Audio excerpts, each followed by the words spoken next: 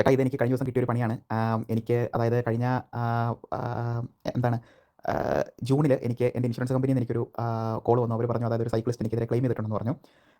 അതായത് ആളുടെ 3, 4 പല്ലും പോയി മുഖമൊക്കെ പോയി സീരിയസ് ഇഞ്ചുറി ആണെന്ന് പറഞ്ഞു. അതായത് ഞാൻ പെട്ടെന്ന് ഓവർടേക്ക് ചെയ്ത ആളുടെ ഫ്രണ്ടിൽ കയറിയിട്ട് സഡൻ ബ്രേക്ക് ഇട്ടപ്പോഴത്തേക്കാണ് ഇത് സംഭവിച്ചതെന്ന് പറഞ്ഞു. എന്നിട്ട് ഇൻഷുറൻസ് കമ്പനിക്കാരനോട് ചോദിച്ചു പോലീസ് ഇൻവോൾവ് ആയിട്ടുണ്ടോ എന്ന് ചോദിച്ചു.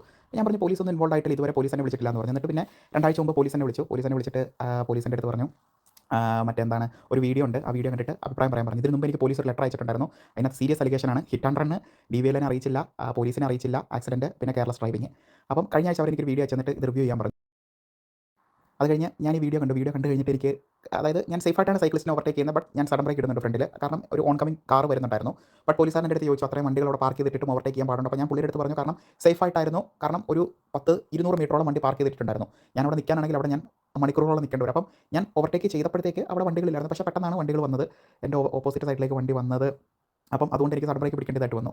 അപ്പം അവർ അത് റിവ്യൂ ചെയ്തിട്ട് പറയാമെന്ന് പറഞ്ഞു. പിന്നെ ഞാൻ എൻ്റെ ഒരു ഫ്രണ്ടിന് അയച്ചു കൊടുത്തപ്പോഴത്തേക്ക് പുള്ളിയാണ് എൻ്റെ അടുത്ത് പറഞ്ഞത് ആ വീഡിയോ കണ്ടിട്ട് ആ സൈക്ലിസ്റ്റ് അവൻ ഒറ്റ കൈ കൊണ്ടാണ് സൈക്കിൾ ഓടിക്കുന്നത്. അവൻ്റെ നിഴലിൽ നിന്ന് കറക്റ്റായിട്ട് കാണാം. ചേട്ടൻ വീഡിയോ ശ്രദ്ധിച്ച് കഴിഞ്ഞാൽ കാണാം. അത് തുടക്കത്തിലെ അവൻ്റെ ലെഫ്റ്റ് ഹാൻഡിലില്ല.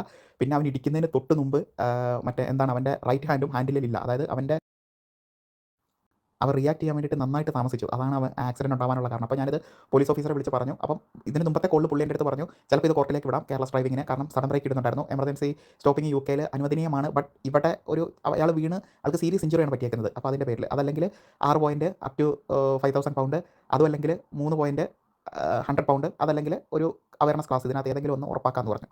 ബട്ട് ഈ വീഡിയോ രണ്ടാമത് റിവ്യൂ ചെയ്തതിന് ശേഷം ഞാൻ ഈ സാധനം എസ്കലേറ്റ് ചെയ്തതിന് ശേഷം ഇത് അവർ തന്നെ കൊടുത്ത തെളിവാണ്, സൈക്കിളുകാരൻ കൊടുത്ത തെളിവാണ്. അതിനുശേഷം മറ്റെന്താണ് അവർക്ക് മനസ്സിലായി ഈ മറ്റെന്താണ് സൈക്കിളുകാരൻ്റെ മിസ്റ്റേക്കാണെന്ന് പറഞ്ഞ് എനിക്ക് ഇന്നലെ അവർ കോൾ ചെയ്തു. നോ ഫർദർ ആക്ഷൻ എന്നും പറഞ്ഞ്. ചേട്ടാ അവൻ നല്ല സ്പീഡിലുമാണ്, അവൻ ഒറ്റ കൈ കൊണ്ട് സൈക്കിൾ ഓട്ടുന്നത്. അതിനിടയ്ക്ക് അവൻ ഫോൺ ഉപയോഗിക്കുന്നുണ്ട്. അപ്പം അതാണ് വിഷയം. ഞാൻ പറഞ്ഞില്ലേ വലിയ അത് ശരിക്കും പറഞ്ഞാൽ അവൻ്റെ നിഴൽ തന്നെ അവന് ചതിച്ചു. ഇല്ലായിരുന്നെങ്കിൽ ഞാൻ പെട്ടാനെ ഒരു മിനിമം ഒരു 3 പോയിൻറ്റോ 100 പൗണ്ടും. അതായത് പോലീസുകാരൻ പറഞ്ഞു ഓവർടേക്കിംഗ് ഓക്കെയാണ് കാരണം 1.5 മീറ്റർ ഇട്ടിട്ടുണ്ടായിരുന്നു പറഞ്ഞു. ബട്ട് സഡൻ ബ്രേക്കിംഗ് കാരണം അത്രയും വണ്ടികൾ നിർത്തിയിട്ട കാരണം ചെയ്യാൻ പാടുണ്ടോ ഇല്ലയോ എന്നുള്ളതായിരുന്നു അവരുടെ ഒരു കൺസേൺ.